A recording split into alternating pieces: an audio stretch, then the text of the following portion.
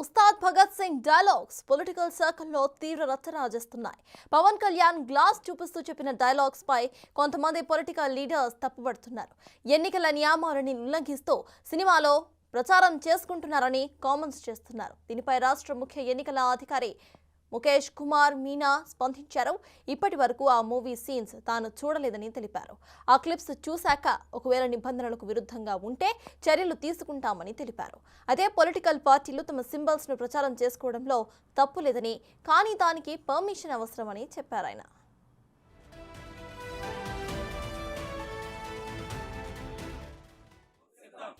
అంటే if any I have not seen it కాబట్టి నేను దీనిపైన కమెంట్ చేయలేను. కానీ ఆ గ్లాస్ చూపించుకొని దీని ద్వారా పబ్లిసిటీ చేస్తే పొలిటికల్ అడ్వర్టైజ్మెంట్ కింద వస్తుంది. పొలిటికల్ అడ్వర్టైజ్మెంట్ చేసుకోవచ్చు, దర్ ఇస్ నో బ్యాన్ ఏం లేదు. కానీ పొలిటికల్ అడ్వర్టైజ్మెంట్ చేయాలంటే ముందు పర్మిషన్ తీసుకోవాలి. సో ఐఎమ్ నాట్ అవేర్, అది నేను చూడలేదు.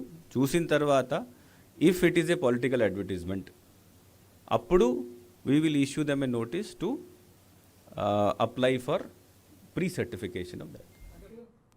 ఎన్నికల నిబంధనలు ఉల్లంఘిస్తే ఎంతటి వారికైనా వదిలిపెట్టే ప్రసక్తే లేదని రాష్ట్ర ముఖ్య ఎన్నికల అధికారి ముఖేష్ కుమార్ మీనా మరోసారి తేల్చి చెప్పారు. ఇప్పటి వరకు 46 మంది వాలంటీర్స్, ఒప్పంద ఉద్యోగులను విధుల నుంచి తొలగించినట్లు తెలిపారు. వాలంటీర్స్ ఎన్నికల విధుల్లో పాల్గొంటే తీవ్ర చర్యలు ఉంటాయని మరోమారు స్పష్టం చేశారాయన. ప్రభుత్వ భవనాలపై నేతల ఫోటోస్, ప్రకటనలు తొలగించామని ఆదేశించామని, ప్రభుత్వ ఉద్యోగులు ప్రజాప్రతినిధులతో కలిసి తిరగకూడదని హెచ్చరించారు. వాలంటీర్స్, తర్వాత contract employees, even regular employees మీద మనకు కంప్లైంట్స్ వస్తున్నాయి.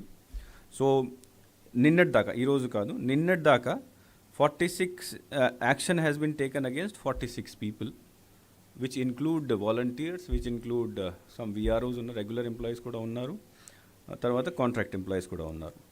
సో రెగ్యులర్ ఎంప్లాయీస్ని సస్పెండ్ చేయడం జరిగింది, కాంట్రాక్ట్ ఎంప్లాయీస్ని తర్వాత వాలంటీర్స్ని ఉద్యోగం నుంచి తీసేయడం జరిగింది. తర్వాత కొన్ని కేసెస్లో వాళ్ళ మీద క్రిమినల్ కేసు కూడా పెట్టడం జరిగింది. క్రిమినల్ అంటే లీగల్ కేసు కూడా పెట్టడం జరిగింది. రెండు రకాల ఇష్యూ ఉంటాయి దాంట్లో. ఒకటి, somebody goes and participates in some meeting. So ఆ కేసెస్లో యాక్షన్ తీసుకున్నప్పుడు సస్పెండ్ చేయాలి, లేకపోతే కాంట్రాక్ట్ పర్సన్, వాలంటీర్ ఉంటే తీసేయాలి. కొన్ని చోట్ల వాళ్ళు స్వయంగా వెళ్ళి పబ్లిసిటీ చేస్తున్నారు. అట్లాంటి కేసెస్ అంటే అన్డ్యూ ఇన్ఫ్లుయెన్స్ కింద వస్తాయి. దట్ ఈజ్ అది చట్టం ప్రకారం నేరం. సో అక్కడ క్రిమినల్ కేసు పెట్టడం జరుగుతుంది. ఈ రెండు రకాల వ్యవస్థ ద్వారా యాక్షన్ తీసుకోవడం జరుగుతుంది. ఇంకా ఈరోజు కూడా కంప్లైంట్ వచ్చినాయి. మనము ఇవన్నీ ప్రాసెస్ పార్ట్ ఉంటాయి. ఎంక్వైరీ చేయాలి, నోటీస్ ఇవ్వాలి, నోటీస్ తీసుకొని వాళ్ళ మీద యాక్షన్ తీసుకోవాలి. So as and when the complaint come, the enquiry starts. మొత్తం రాష్ట్రంలో అందరూ చాలా ఇప్పుడు యాక్టివ్గా ఉన్నారు ఈ విషయంలో. Because now it is only election work, MCC period ఉంది, పూర్తి అధికారాలు ఉన్నాయి. కాబట్టి ఒక ప్రాపర్ ప్రొసీజర్ ఫాలో చేసేసి ఎక్కడైనా మనకు కంప్లైంట్ వస్తే, ఎవరి మీద వస్తే ఎంక్వైరీ చేసేసి యాక్షన్ తీసుకోవాలి.